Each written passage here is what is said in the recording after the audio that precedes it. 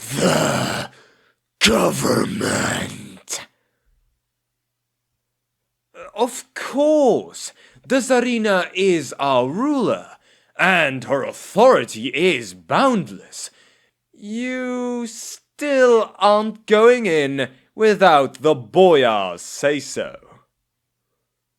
From Dumirov Irinasin, a guard on the armory at Nekoltra. The ruling government of KISLEV is usually defined by a centralized autocratic monarchy governed by hereditary rulers known as Tsars. The Tsar or Tsarina of KISLEV are powerful figures who claim to be the direct descendants of Miska, the first Khan queen of the ancient Gospodar people. In theory, the Tsar has absolute power within his kingdom, for they are considered the spiritual and political rulers of the land and its people. The Tsar has the power to issue his own edicts, create new laws, command vast armies, and gain the fealty of all subjects living within Kislevite lands. In reality, however, the people of KISLEV are far more autonomous than even the icy resolve of Tsarina Katarin would wish. KISLEV is a mostly empty country, with vast tracts of land separating what meager settlements that still remain untouched by warfare. Such distance makes governing near impossible, and as a result, these settlements have become highly independent from the ruling of the Tsars. The inhabitants of these towns and villages still recognize they are subjects of the Ice Queen, but they would be profoundly surprised to learn that the Tsar expects them to do whatever they demand. Instead, each settlement is governed on a local level, usually by an elder or village chief. Since the kingdom's very founding, it has been the sole responsibility of the Tsars to lead and defend their people against all forms of harm or invasion that would enter their homeland. As such, the issue of warfare is considered paramount within the political landscape of Kislevite government. The threat posed from the northern waste is considered real and imminent, and as such, all leaders are assessed in the terms of how well they can defend their people from outside threats. Often, this means that the peasants put up with new taxes rather than risk weakening their defenses. But it can also lead to the nobility withdrawing unpopular taxes, as discontent among the common folk makes for less effective warriors. This political climate ensures a mutual dependence of cooperation between various feuding nobles. The Frozen Court. The heart of KISLEV is here, a heart of ice, holding us firm in the face of great threats. From Boroda Natalyasin, a burgher of KISLEV. The heart of Kislevite government lies within the Tsarina's enchanted palace of ice, located within the very heart of the city of KISLEV. Its walls, ceilings, and floors are constructed of magically fashioned and maintained blocks of ice, formed by the powers of Katarin herself. It is from here that the Ice Queen governs her realm through her agents and generals rather than at the front like her predecessors. This, however, does not mean she cares little for her kingdom. Indeed, this simply reflects the personality of the Ice Queen, as Katarine is a stern yet caring ruler whose drive is to simply improve the power of her realm against those that might seek to topple it. One such drive is her attempt to cement a centralized authority. Tsarina Katarine has declared she is the source of law and justice. Thus, any attempt to make or even enforce laws is a criminal act unless the person in question is authorized to do so by the Tsarina or by her representatives.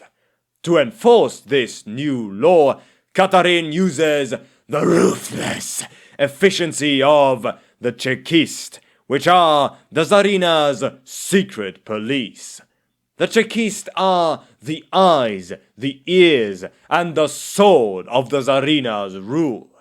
Should one of her subjects break or abuse the law, they are often taken into custody by the Chekist. Loyalty and efficiency are the hallmarks of the Chekist, and though they may arrest and torture innocent people from time to time, they have never convicted and executed the wrong individual. Below the Tsarina's rule are a myriad of nobles with a variety of titles. However, these nobles with real, actual power and significance within Kislev are divided between two titles. The Druzhina are the lowest rank within Kislevite nobility, a title that is generally given to the leaders or village chiefs of a Kislevite settlement. The rank of Druzhina is a traditionally hereditary title, but the Ice Queen has been known to use the title as a reward to those individuals who publicly affirm and support her power and authority. Above the Druzhina are the middle-ranked nobles known as the Boyar.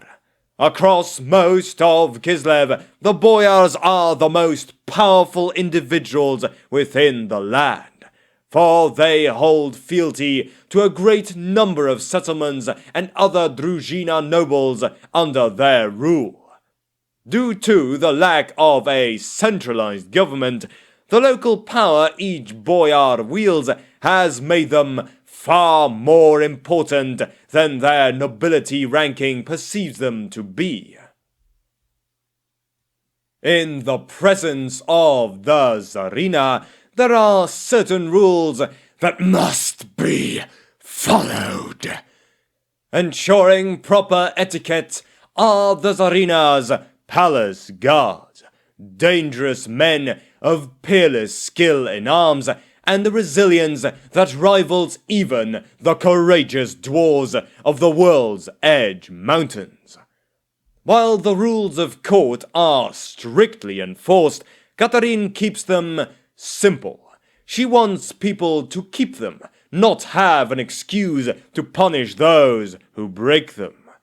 The total effect of these simple rules is to keep everyone in court constantly aware of where the Tsarina is and where she is looking.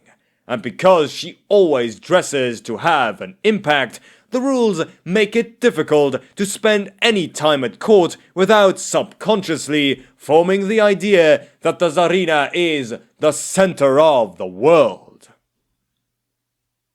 The rules of court. No one may turn his back on the Tsarina, which means backing away from her primarily, she almost always leaves a room immediately after finishing a meeting, so people can leave easily. No one may sit in the Tsarina's presence. Catherine has granted personal exceptions to this rule to a few valuable or influential individuals who have trouble standing for long periods. Even they tend to rise when she enters a room, the exceptions being those who no longer have legs. No one may stand behind the Tsarina. This rule is interpreted to mean everyone within the room must be within her field of vision, and is only strictly enforced while she is seated. She normally stands for a few moments at her throne to give people time to move into view.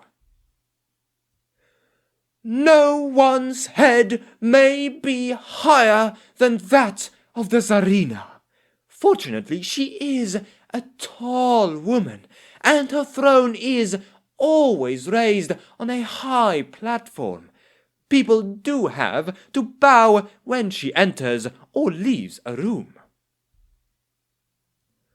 Nobody below the rank of boyar may speak directly to the Ice Queen, and boyars may only speak to her when invited to do so.